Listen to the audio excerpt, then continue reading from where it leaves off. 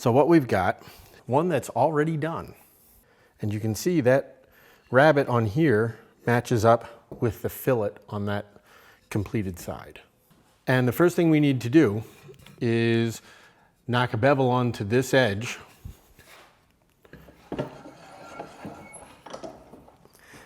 This is a perfect spot for me to do this by hand. I'm just going to knock that 45 on there and bring it down close to where I think the molding is going to end.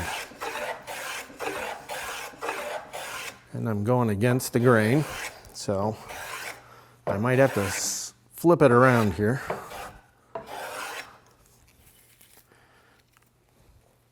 Okay.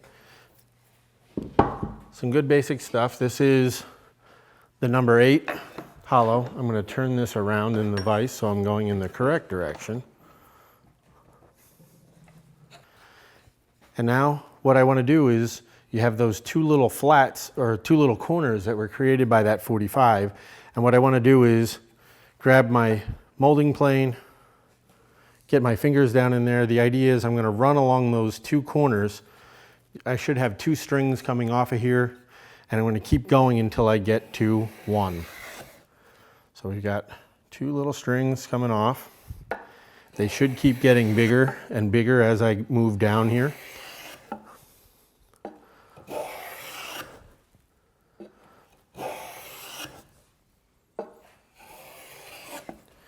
I'm not very successful at the moment at getting that lower. There we go.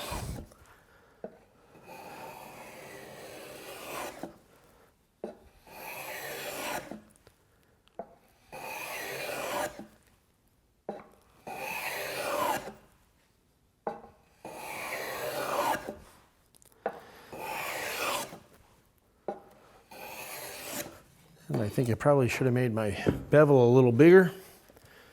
So I'm going to go back,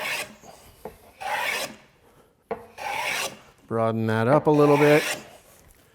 What was happening was I got close enough to the point where I was starting to take a full shaving with my, my hollow, but I wasn't down at the point where the arch is meeting that fillet along the bottom. So I wanted to make sure that I walk away with a nice quarter round here. We're trying to get that consistent. And the way you do that is by creating a uniform chamfer all the way around. So that's where we go into our basic hand tool set. And what you might want to do is make sure you have a decent marking gauge, a good combination square, and a compass so that you can mark out the arches on both ends, get your bevels on there.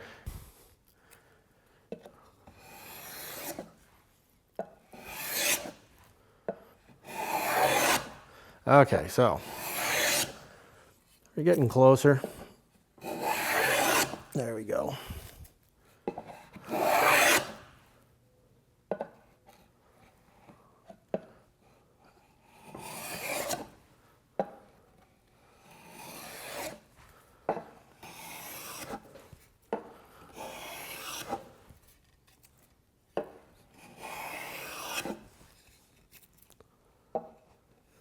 And you want to get that pretty close. There we go. That's good. And that's going to get us, I got a little ridge there. One more.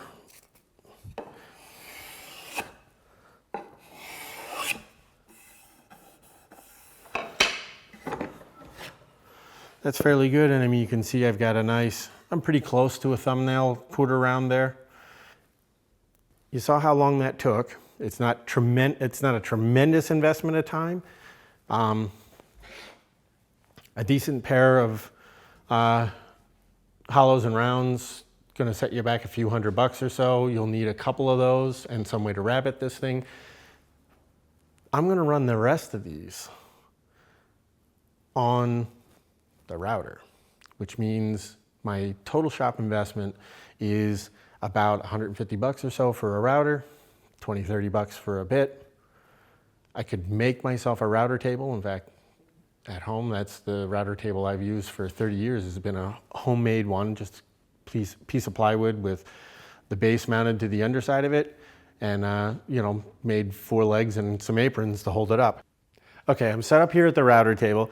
You saw how much effort went into creating that thumbnail by hand. I've got a 3/8 inch roundover bit here, and I've got it set to make the fillet on the inside edge and come up perfectly flush on the top there. So I'm gonna run these case parts and show you how fast that is compared to doing it by hand.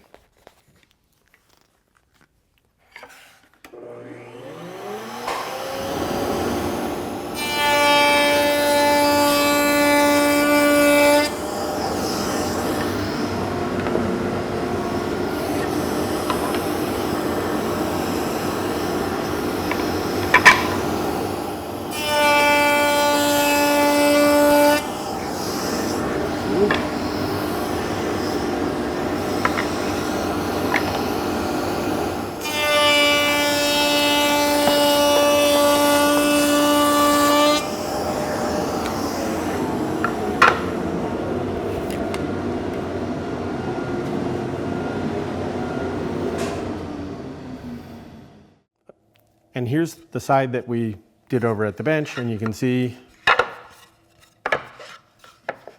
the 2 beads are pretty similar. Shouldn't have any problem mating this one into the ones I just ran on the router.